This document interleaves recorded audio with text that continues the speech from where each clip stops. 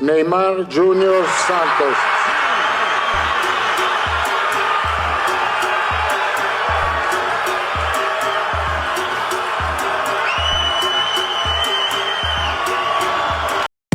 Most Americans know Neymar as the Brazilian superstar with the skills, the flair, the drama, and the highlight reels. But now, in 2026, Neymar is back in the World Cup story. And this might be one of the most interesting decisions Brazil has made in years.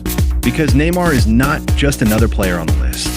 He is Brazil's all-time leading scorer. He is one of the most famous footballers of his generation. And for a long time, many people wondered if he would ever play for Brazil at a World Cup again. After injuries, criticism, and years away from the national team, Carlo Ancelotti has now included Neymar in Brazil's World Cup squad. For Brazil fans, this is emotional. For Neymar fans, this feels like one last dance.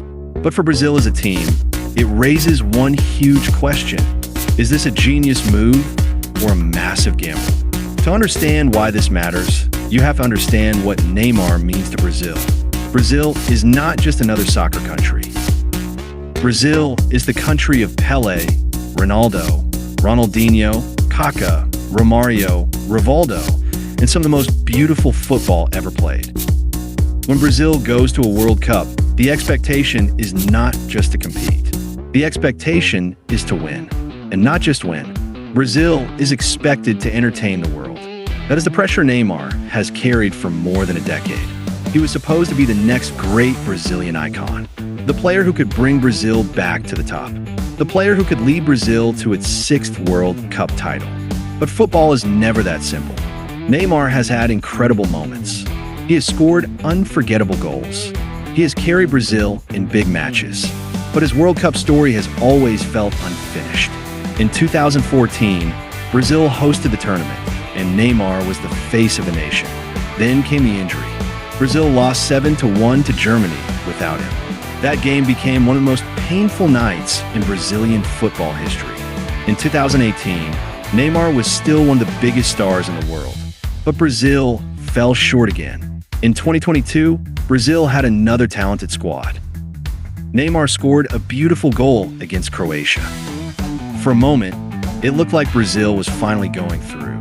Then Croatia equalized.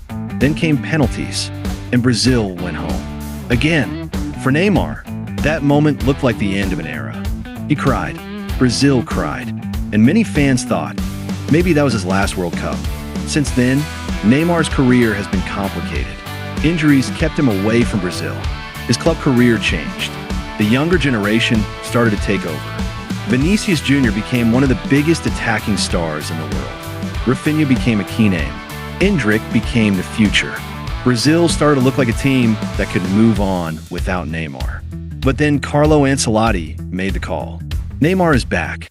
And that is where the story gets interesting. Because this is not the same Neymar from 2014. He is older now. He has had injuries. He has not been a regular part of Brazil's recent cycle. But he still has something Brazil may need. Experience, creativity, common big moments, and the ability to do something unexpected when a game feels stuck. That is why Ancelotti's decision is so fascinating. Brazil already has speed. Brazil already has young stars. Brazil already has players who can run, press, and attack. But World Cups are not only won by speed. They are won by moments. One pass, one free kick, one penalty, one piece of magic when the whole world is watching. And Neymar, even now, is still one of the few players who can create that kind of moment. But there is also a risk. If Neymar is not fully fit, Brazil could suffer. If the team becomes too focused on him, the younger stars could lose rhythm. If fans expect the old Neymar, they may be disappointed. And if Brazil loses, people will ask the same question again. Was this about football, or was this about emotion? That is the real debate. Because Neymar's return is not just a tactical decision. It is an emotional decision. For Brazil, Neymar represents hope. He represents unfinished business. He represents a generation that came close but never finished the job. And now, in 2026, he may have one final chance. This World Cup is also different because it is happening in North America. The United States, Canada, and Mexico will host the tournament. For American viewers, this could be the first World Cup where they truly feel the size of global soccer. And if Brazil plays in the United States with Neymar, Vinicius Jr., Rafinha, and Endrick, those games will feel massive.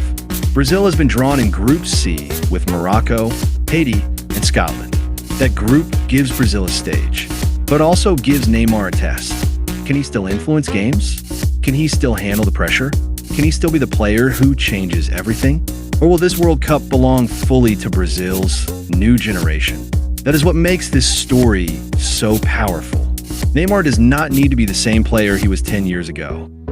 He does not need to carry Brazil alone. Maybe that is the point.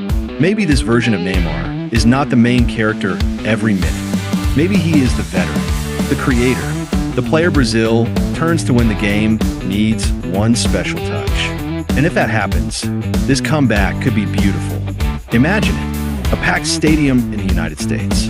Brazil fans everywhere, yellow shirts and stands, the world watching, the young stars running, and Neymar, older, questioned, doubted, but still there. One chance, one pass, one goal, one final World Cup story. That is why Neymar going to the World Cup is not just news. It is drama. It is risk. It is nostalgia. It is football. And for Brazil, it might be one of the biggest gambles of the tournament. So the question is simple. Is Neymar the missing piece for Brazil? Or was this one last emotional bet? World Cup 2026 will give us the answer.